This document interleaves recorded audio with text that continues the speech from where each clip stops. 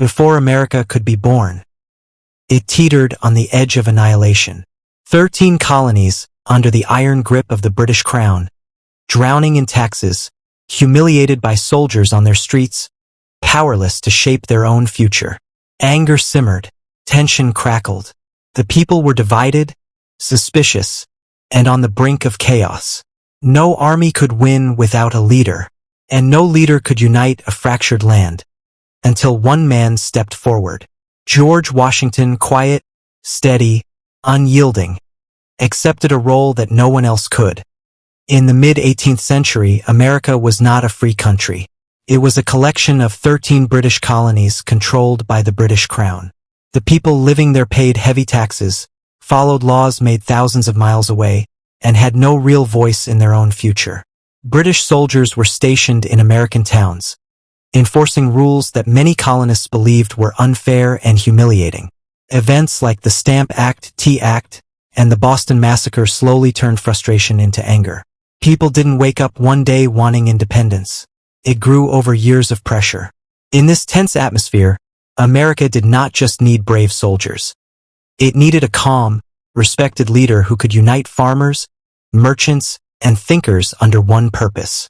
That man was George Washington, a quiet but determined figure whose leadership would shape the destiny of a nation. George Washington was not born a revolutionary hero.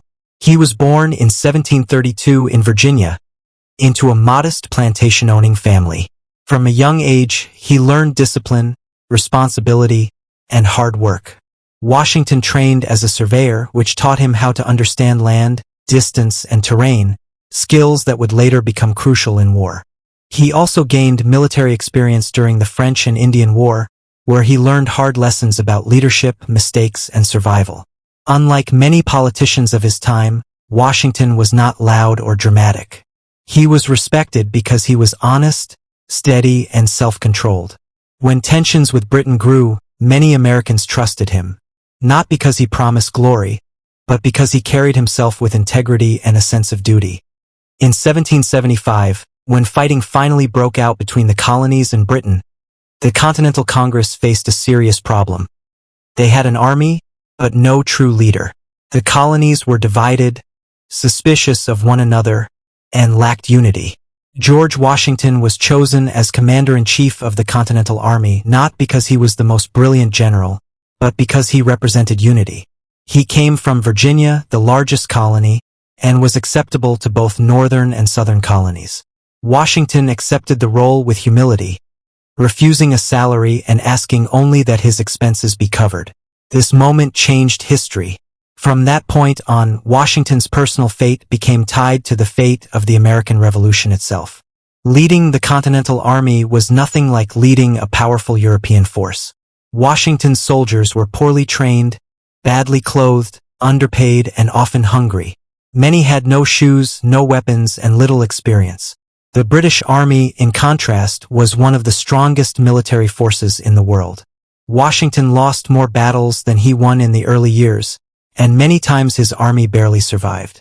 The harsh winter at Valley Forge became the greatest test of his leadership. Thousands of soldiers suffered from cold, disease, and starvation. Yet Washington stayed with his men, shared their suffering, and refused to give up. His strength was not just military skill. It was his ability to keep hope alive when defeat seemed certain. Washington understood something very important. He did not need to defeat Britain in every battle. He only needed to survive. He avoided unnecessary large confrontations and focused on protecting his army. One of his most famous moments was the